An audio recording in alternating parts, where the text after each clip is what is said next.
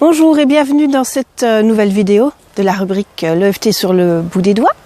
Je suis ravie de vous retrouver sur ma chaîne YouTube Une pause en soi ou sur ma page Facebook ou mon site internet, peu importe où vous êtes. Je vous remercie d'être toujours aussi nombreux et à ceux qui ne me connaissent pas, je vais quand même me dire rapidement qui je suis. Donc je m'appelle Anne Cartos, je suis praticienne en EFT clinique et comme j'aime le dire, favorisatrice de bien-être émotionnel.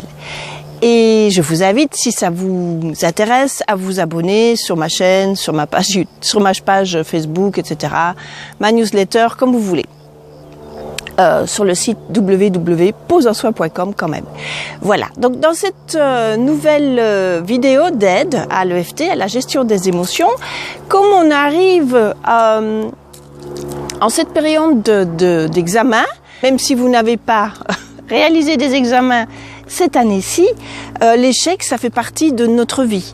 On peut avoir eu l'impression de se tromper de choix, d'être parti, d'être resté, de ne pas avoir pris de décision, par exemple.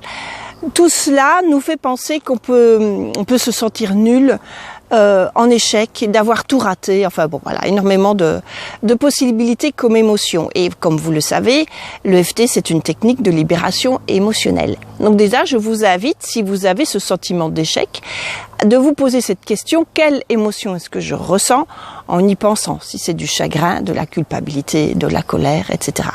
Et travaillez votre EFT en fonction de cette émotion-là.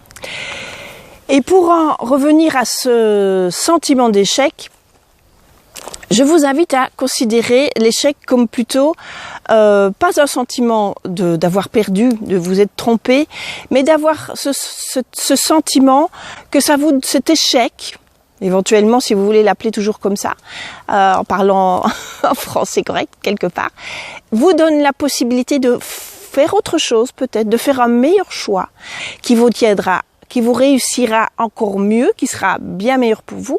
Soit ça vous permet de changer, comme on dit, votre fusil d'épaule, soit ça vous permet de carrément faire complètement autre chose. Donc, mais dans tout cas, de revenir sur vous et de vous reposer la question, était-ce réellement le bon choix? Ou simplement, était-ce le bon moment? Le sentiment d'échec, c'est quelque chose de très subjectif. Ce que vous pouvez considérer comme avoir raté, pour quelqu'un d'autre, ce ne sera pas ne le considérera pas comme un échec. C'est une espèce de jugement aussi, que vous pouvez avoir l'impression d'être jugé, d'être mal jugé par les autres. Donc vous pouvez aussi avoir cette crainte du regard des autres, de ce jugement. Mais tout cela est subjectif et même vous ne faites que des présupposés si vous avez peur du regard des autres, puisque vous n'en savez rien. Si vous connaissez les arts Toltec, ne fait pas de présupposés, ça veut bien dire ce que ça veut bien dire. Voilà. Mais je vous invite déjà consciemment à revisiter cette question. Est-ce vraiment un échec? Posez-vous cette question. Est-ce vraiment un échec? Voilà.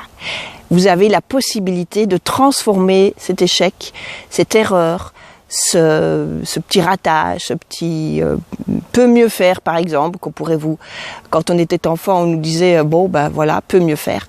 Je vous invite à réévaluer la question et justement à sublimer cet échec. Voilà. Je vous embrasse et on se retrouve à la prochaine vidéo. D'ici, je pense, une dizaine de jours, puisque je vous en ai promis pour tout l'été. Et n'hésitez pas, partagez, cliquez sur j'aime, abonnez-vous, bref. Suivez-moi. Au revoir.